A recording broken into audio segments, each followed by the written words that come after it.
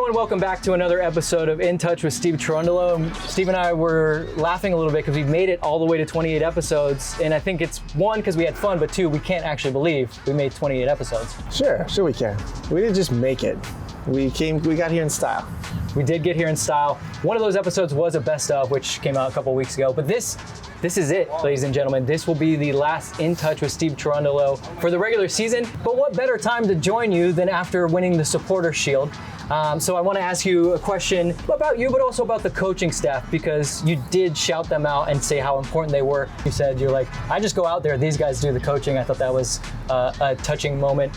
How did you guys talk about it after the fact, and did you take them out to celebrate? I think the moment right after, and there's a few moments in the locker room, just the three of us or four of us, Oka, Mark, and Ante, I think we're more relieved than anything else. I think that would be the best word to describe our emotions, that we as a staff had accomplished what we set out to accomplish. And again, all the credit in the world to those three. At the beginning of the season, I had an idea to have two very strong personalities as assistant coaches, and with Oka as well. And I think all three of us or four of us would be able to be head coaches somewhere else. And that was the idea of being in the season, and thankfully it came out in a positive manner. I want to ask you what the Supporter Shield represents to your team, aside from the literal meaning of what it is. This organization didn't make the playoffs last year. We put a lot of work into the roster in the off season last year.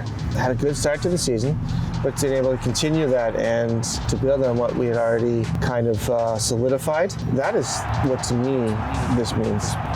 To grow and to maximize our potential. At the same time, trying to improve in the summer transfer window as well. And so we are laying the foundation for next season and maybe the season after as well. Yeah, we came a long way, and that's what the song say, and I can do all things. I think back to one of the first ones of these that we did, and we talked about your whiteboard and how in preseason you had some check boxes, and I'm sure you had some bigger overarching seasons, and it was probably win the West, win the Supporter Shield, and now there's just that one final checkbox, or is there more in between? Measuring success in the way you described it, winning the West, the Supporters Shield, and so forth, those aren't exactly what my boxes look like. It has more to do with our playing style, shots, goals, box entries, all of the metrics we use to measure our way of playing. Those are more important to me than the actual end of the season results. Fully known, but if we do that, the other one will follow. Mm-hmm. And at the same time, I'm always measuring our personal group and our success as really fulfilling our potential. This team, this group of individuals has an enormous potential, and we aren't there yet. We are not playing at 100%. And until we get there, we won't stop trying to improve. Along the dragging, around the defender, block at the six, gets to shot, goal! It's over! It's my offense says it's over! LAFC won the Supporters Shield! Man, I can do all things, yeah.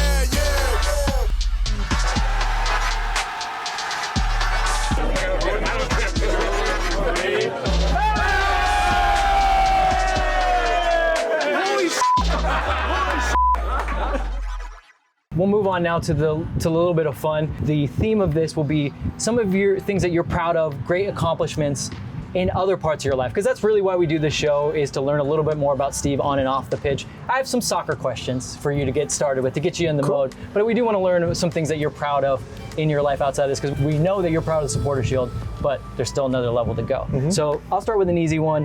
What's something that you would consider a great or a greatest, or just one of the things that you're most proud of in your playing career? It kind of goes along with what I'm most proud of off the field as well. Contributing to a team was always something that was very important to me. Not being a problem for a coach, so having a coach be able to just choose me to be in the starting 11 and not have to worry about me, I tried to conduct myself in that manner all the time, to where I was part of the solution and not the problem. Mm-hmm. And on top of that, the relationships that I've been able to build and keep throughout a long playing career. I think those are things that I'm most proud of.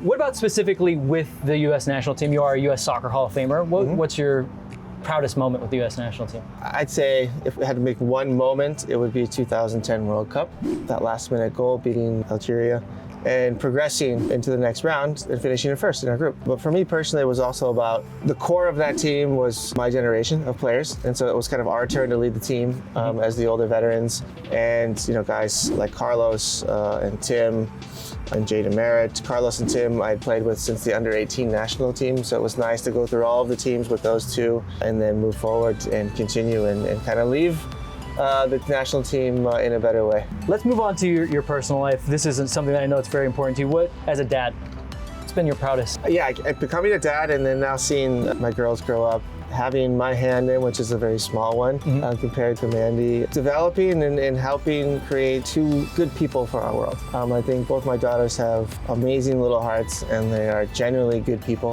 And I think that's the thing I'm most proud of. How different is being a head coach from being a dad? Totally a little bit off topic, but I mean, it seems like your philosophy in coaching is a little bit like your philosophy as a dad. I think that's pretty accurate. I think that has to do with authenticity. I can't play a role here or at home. I'm not smart enough to do that. So what you see is what you get. And I think communicating and observing and also being a good listener is important. So that goes a long way as a dad as well. Something you're proud of as a cook. There's got to be something, the dish that you made and you were just like, it was actually a Thai dish. I'm not too bad. I make a mean chicken schnitzel as well. I would like that. It's not too bad. I'm getting better, and I'm pretty decent on the grill. Is that something that you are actually trending towards, wanting to become a better cook, or do you even have time for that? Absolutely. So in the off season, first surfing, I need to get back in the water on a regular basis, maybe hit the golf course, and then I will definitely improve my cooking skills as well. You can go anywhere you want with this. Just something that you, as a person, just in your personal life, like what's something that you kind of hold on to as your core of you? Building relationships is super important. In a role of a son, a brother, friend, a husband, I think building relationships and maintaining those relationships and being there for others when they need you. I think those are the things that I focus on, and I cherish all of those relationships because they're very special. And I'm one of the lucky few to say that I still remain friends with most of my childhood friends and some of the players who I played with throughout my career. Something I definitely do not take for granted, but it's also you put work into as well. I gotta say, for this being the last episode, this is definitely the deepest that we've gotten. I feel like I've gotten to know Steve the most in just this episode alone, but if you know me, kind of got to go out on a joke. So you'll remember this from another episode. What's your proudest accomplishment as a barista? Calibrating my little machine at home. It's not that easy.